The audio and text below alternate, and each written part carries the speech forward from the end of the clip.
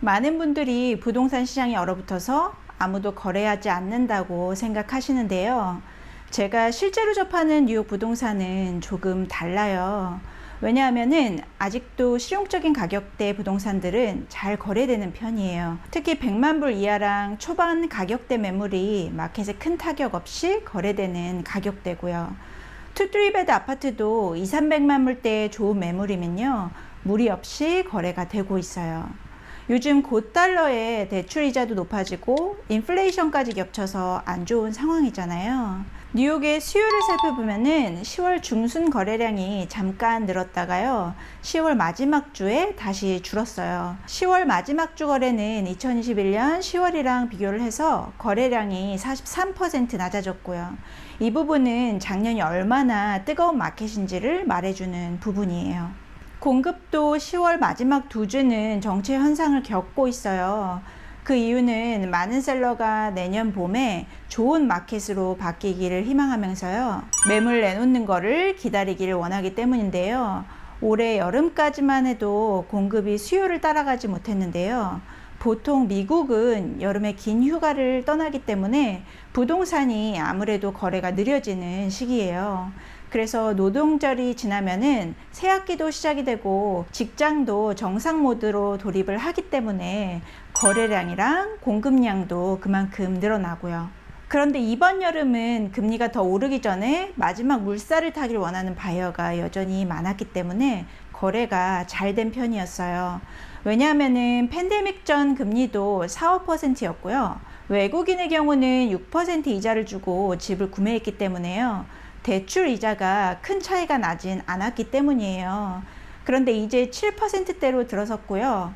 예상했듯이 이번에 연준에서 0.75%를 더 올렸어요.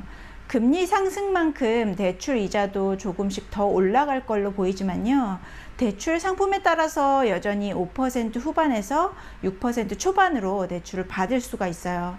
그리고 그래프를 보면요, 1980년대 이자가 가파르게 상승을 했잖아요. 그래서 이때는 모기지 승인을 받을 때 일정 이자 캡이 넘어가면요, 계약을 파기할 수 있는 조항을 계약서에 넣었을 정도로 빠르게 변했어요. 그런데 지금 상황은 그때만큼 빠른 변화는 아니고요. 이자가 높아진다고 해도 예전처럼 20%로 올라가거나 2%대로 내려갈 가능성은 낮을 거예요.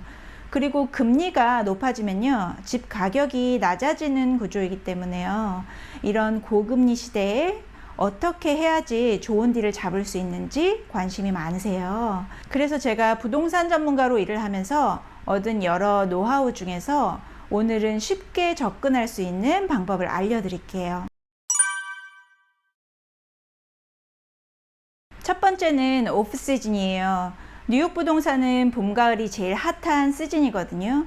그만큼 여름이랑 겨울은 부동산이 한가한 시즌이고요. 특히 정말 더운 7, 8월은 뉴요커들이 햄튼이나 업스테이트 같은 곳으로 떠나기 때문에요, 뉴욕에 있는 사람들은 관광객이 더 많다고 해도 무방할 정도예요. 그리고 겨울은 추수감사절이랑 크리스마스 같이 연말에 많은 행사가 있잖아요. 그래서 대부분이 친구나 가족이랑 시간을 보내길 원해서요, 부동산도 자연적으로 느려지는 시기예요. 그래서 여름에 혜택을 조금 더 바라는 바이어는요, 노동절 전까지 구매 시기를 잡는 게 좋아요.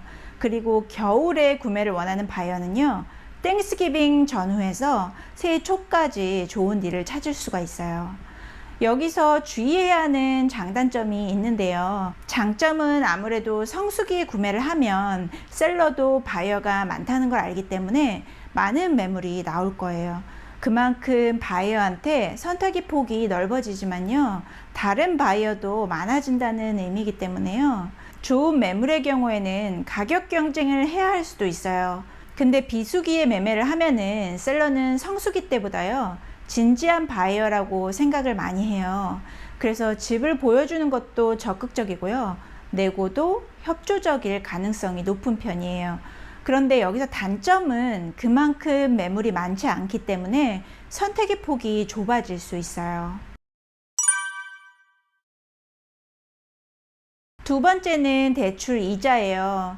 금리가 높을 때는 바이어가 줄어드는 경향이 있어요. 그만큼 공급이 많이 남는다는 의미이기도 해서요.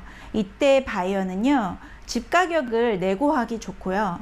상황을 잘 이해하는 셀러는요, 그만큼 더 적극적으로 내고에 응할 거예요. 그리고 집 가격은 부동산 매매에서 큰 비중을 차지하기 때문에요. 내고를 많이 할 수 있으면은 이자가 높아졌더라도요, 월 지출로 계산을 했을 때 큰 차이가 없을 수도 있어요. 그리고 목돈이 생기면은 큰 단위로 갚아 나가면서요, 총 대출 비용을 낮출 수 있기 때문에요. 그래서 지금 당장은 자금이 많이 없지만요, 앞으로 목돈이 생길 가능성이 있는 바이어는요, 지금같이 집 가격이 내려가는 시기에 구매를 하고요, 목돈이 생길 때 원하는 만큼 갚을 수 있는 여건이 된다면요, 대출 받는 분들한테는 더 좋은 기회가 될 수 있어요.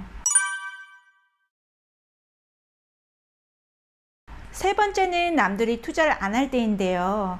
너무 당연한 이야기 같지만 실천이 쉽지 않은 부분이에요. 그런데다 요즘은요, 미디어가 워낙 발달되다 보니까 정보들이 정말 넘쳐나잖아요. 그리고 경기가 안 좋다고 하면은 이 분위기에 휩쓸려서 모두 지갑문을 닫아버리는데요. 사실 이런 때가 제일 좋은 딜을 할 수 있는 기회예요. 최근의 경우를 예로 들어보면요, 팬데믹이 터지고 사람들이 뉴욕을 떠나면서요, 아무도 맨하튼에 살지 않을 거라고 했어요. 그러면서 집값이 많이 떨어졌고요, 캘리포니아나 텍사스처럼 주택 위주의 시장이 핫해지면서요, 오히려 이런 지역들은 가격 상승이 굉장히 많았어요.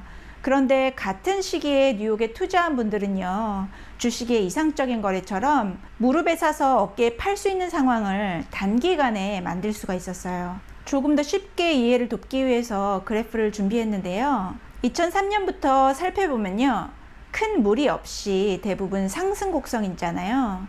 그런데 보시면 이렇게 두 번의 큰 딥이 있었는데요. 한 번은 부동산 버블이 터진 2009년이었고요. 다른 하나는 팬데믹이 발생한 2020년이에요.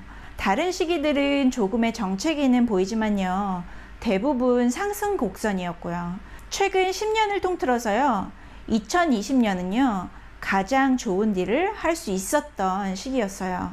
2021년 초반에 구매에 뛰어든 바이어도요, 대출 이자랑 같이 혜택을 받았고요.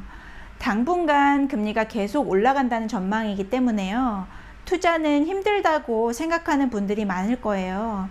그런데 다양한 대출 상품을 활용을 하고요, 집 가격 내고를 잘 하면은요, 팬데믹만큼은 아니더라도 충분히 좋은 거래를 끌어낼 수 있을 거예요.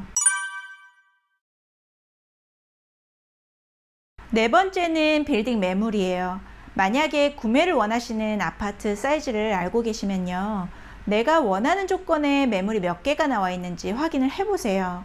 매매를 원하는 빌딩을 알고 있으면 도움이 제일 많이 되지만요, 그렇지 않더라도 검색을 하다 보면은요, 비슷한 주소의 여러 매물을 확인할 수가 있을 거예요. 예를 들어서 내가 투베드를 구매하고 싶다면요, 빌딩에 투베드 매물이 얼마나 나왔는지 살펴보시고요, 그 중에서 비슷한 매물이 여러 개가 나와 있으면요, 가격이랑 아파트 구조랑요, 층수 같은 여러 조건을 비교하셔서요, 제일 괜찮다고 느껴지는 매물로 오퍼를 넣는 거예요. 혹시라도 원하는 가격으로 계약이 성사되지 않더라도요, 같은 빌딩 안에 비슷한 매물이 여러 옵션으로 남아 있는 거잖아요. 그래서 다른 매물로 다시 오퍼를 넣을 수도 있고요, 그러면서 더 좋은 내고를 할 수 있는 가능성이 많아지는 거예요. 같은 빌딩 안에 비슷한 매물이 서로 경쟁하고 있다는 거를 셀러도 분명히 알고 있거든요. 그래서 이런 빌딩에서 매도하는 셀러는요, 대부분 내고에 더 적극적으로 참여를 할 거예요.